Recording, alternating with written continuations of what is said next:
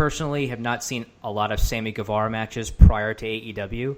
So I'm not sure that I've ever seen anybody do a 630 from the top rope through a table to the floor.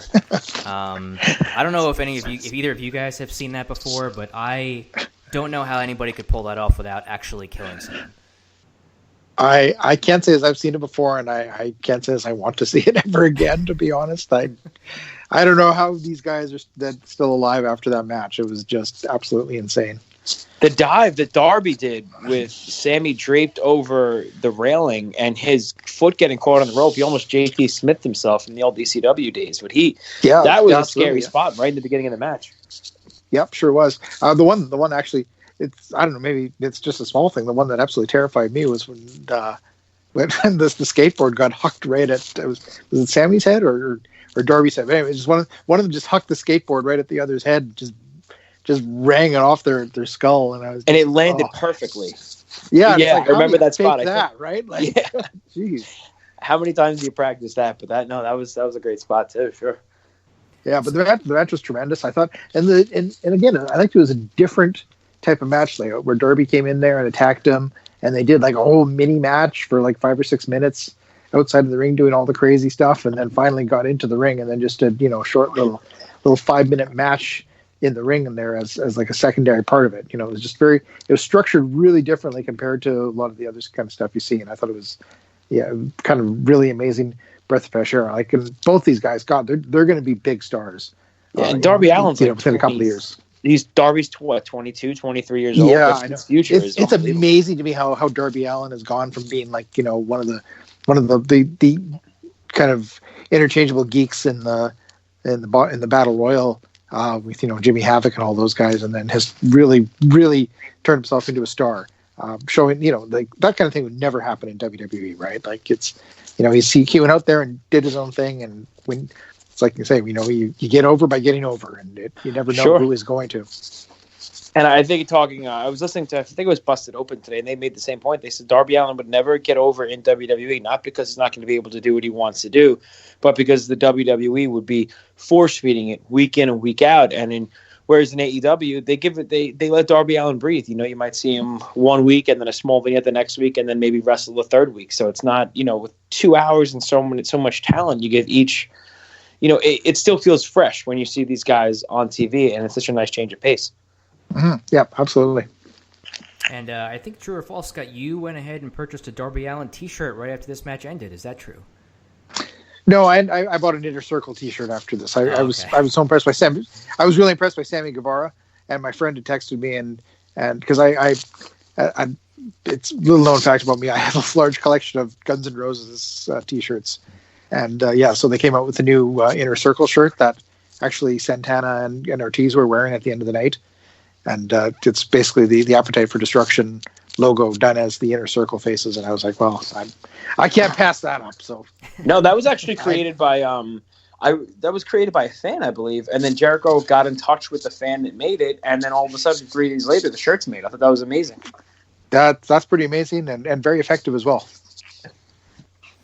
For sure. So now we have the World Tag Team title match, which I think everyone's really been talking about since the show. It's Kenny Omega and Hangman Page versus the Young Bucks. So there's tons of spots, obviously, we can get into during the course of this match. I know you went the full Monty with the 5 stars on it. I did hear. Yeah, I feel like I shorted it a little bit, to be honest.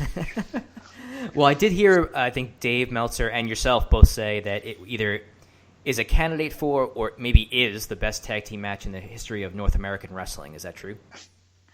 I would absolutely say that. Yes, I've watched it a couple of times now, and there's just so much going on in that match just makes it leaps and bounds. Everything. I'm like, honestly, I was trying to think of other candidates that might be close to it in terms of stuff from even the last even if we're not going completely crazy and comparing things from 1988 or whatever up against it, because honestly it's a different business now and different time. But I mean, like, even if you just take all the crazy stuff we've seen in the last 2 decades and compare it up against it, I mean, I just can't even think of anything that's comparable. But the closest thing is something like the Golden Lovers Young Bucks match, That was what I was going to say. Yeah, that's the one that really stuck out to me before this match and afterward. Like you said, it really wasn't even a competition. Yeah, but I mean, like the thing is that this match built off of that match, so therefore it wins. So I mean, I'm at a loss to think of anything that there's been some really really good stuff. But God, that after I watched that match, there's so much to talk about it. But I mean, the main thing that I loved about it was that it felt like, as I said in my rant, it felt like it was an emotional payoff to the storyline, but they didn't actually have to pay anything off. And that's fantastic because like I watched it and I was satisfied and I was like, okay, well now this there's been an emotional arc resolved in the storyline, but then at the same time they could still go for another 6 months out of it because they didn't actually get any actually true resolution out of it. And I think that's a fantastic bit of storytelling that if you could pull that off. And at the end, obviously the tease of what looked like Hangman Page maybe going for a buckshot lariat on Kenny Omega after the match was over, and kind of backing off and just going with it. There's so many little pieces during the match and after it that, like you said, interwove with the storylines, and kind of the Bucks playing like a subtle heel a little bit, because Hangman Page is now suddenly one of the most over guys on the roster, where back when he actually had the original title match with Jericho, not that he wasn't over, but it just seemed like he was a guy in the elite and he was in that spot. But now the fans just seem like they're just going nuts for him. Yeah, no, that's another underrated storyline out of it as well. It's just the way that Hangman has kind of come into his own character and just made him. He's the guy who was going 20-minute actually with Darby Allin, right? He did like this kind of the half-assed 20-minute time limit draw almost to set up the title match with Jericho, and he was just kind of a boring guy that didn't really have anywhere to go, and the whole thing with the Elite has just completely turned him around as a character. And the all the little subtle stuff he was doing in the match, like as I said, like the Marty Scurll spots in there, the callbacks to his relationship with without calling for the chicken wing, the whole thing with the Bucks, whether trying not to. They're supposed to be his friend, but they're being real dicks to him, and there's a complex relationship there.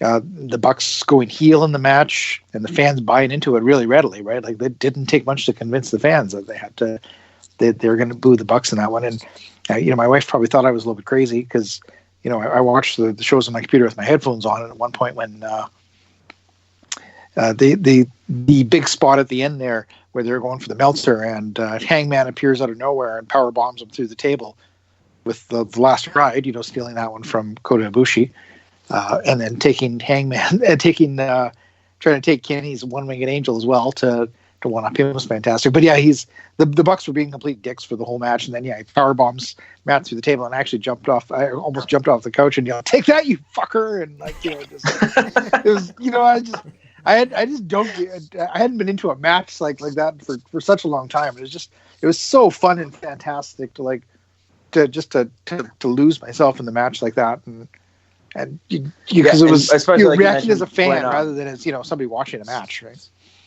Yeah, when Hangman had him up in the One Winged Angel, that was the moment for me where I jumped out of my seat. I was like, oh my god, it was amazing storytelling, and I think there's even a clip of Jungle Boy in the audience completely losing his mind when that happened too, and I think that's so cool. That really speaks to the entire roster to AEW, what kind of vibe it is over there, Yeah, and there was, and there's another subtle bit of storytelling there as well, where he takes Kenny's own finishing move, and it doesn't work. So then you kind of get he gives off the body language is that, okay, well that didn't work, so I'm just going to do this my own way then and finish it myself. And he hits them both with buckshot lariats and pins them, and it's like, damn, that's. Yeah, you just and the fact that the announcers don't have to, they hit you over the head with it, and they can fill in little points about the match, but you don't have to have Michael Cole, being like the cool dad about it and being like, explaining every little point of the storyline like you're a moron, right? Like, there's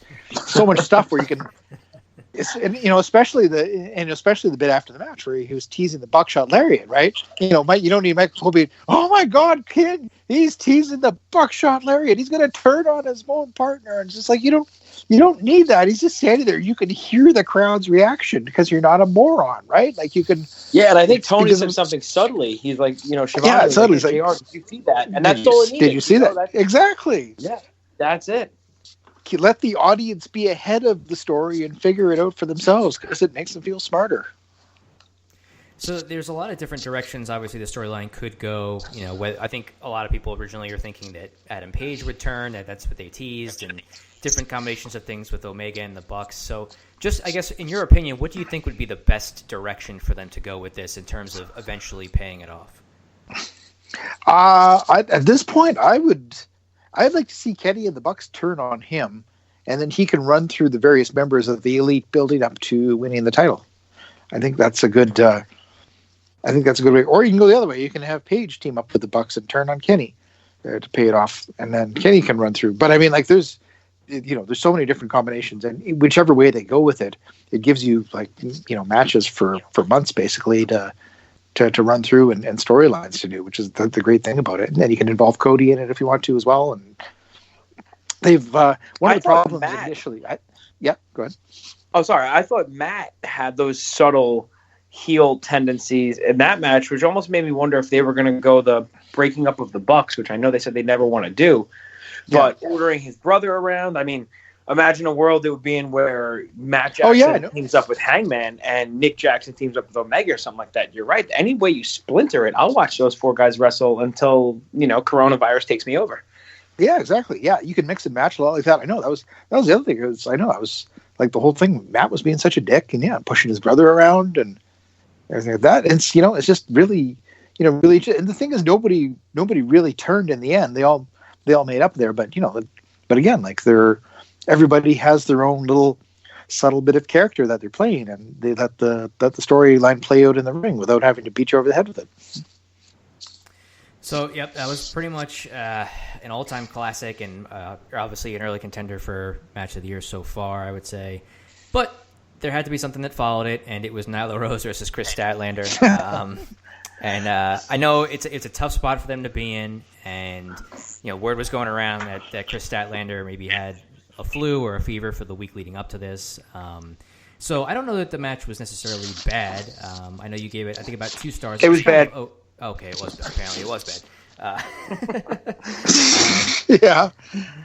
It was. I guess it was a little bit longer than it needed to be.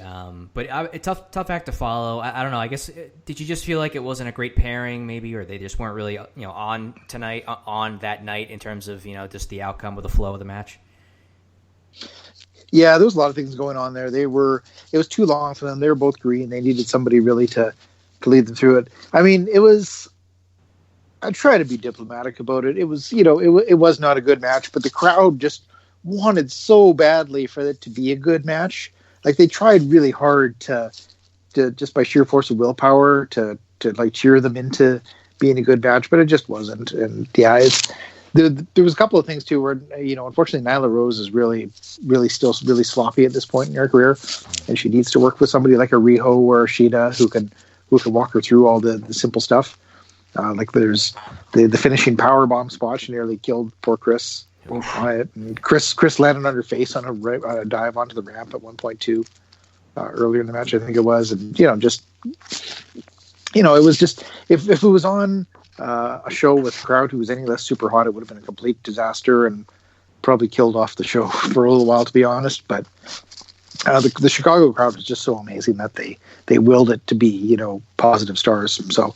I mean, and again, they're working hard. I give them all the credit for that, but it wasn't good at all, unfortunately.